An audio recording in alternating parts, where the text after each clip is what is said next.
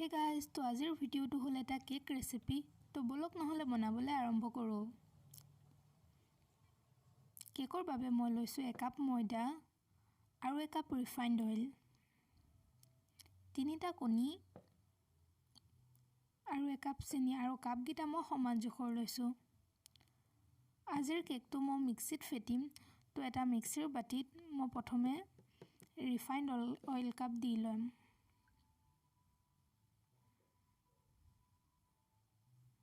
আৰু ইয়াত এতিয়া কণী 3টা দি দিছো।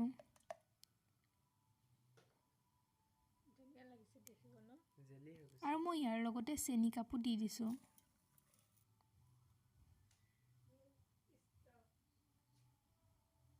মই ইয়াত এতিয়া আধা চামুচ নিমখ, আধা চামুচ বেকিং সোডা আৰু 1 চামুচ বেকিং পাউডাৰ দিছো। আৰু এইখিনি মই এতিয়া ফেটি ললো। এতিয়া মই ইয়াত ময়দা কাপ অলপ অলপকে দি দিম।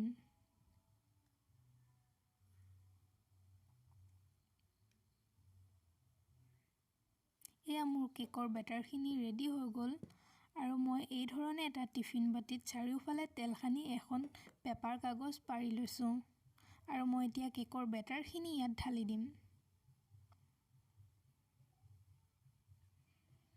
এয়া মোৰ কেক বেকৰ কাৰণে ৰেডি হৈ গল আৰু মই ইয়াক 45 মিনিট বেকিংৰ কাৰণে ৰাখি দিম। এয়া মোৰ সফট কেক ৰেডি হৈ গল আৰু আপুনি চাব পাৰে কিমান সফট হৈছে কেকটো।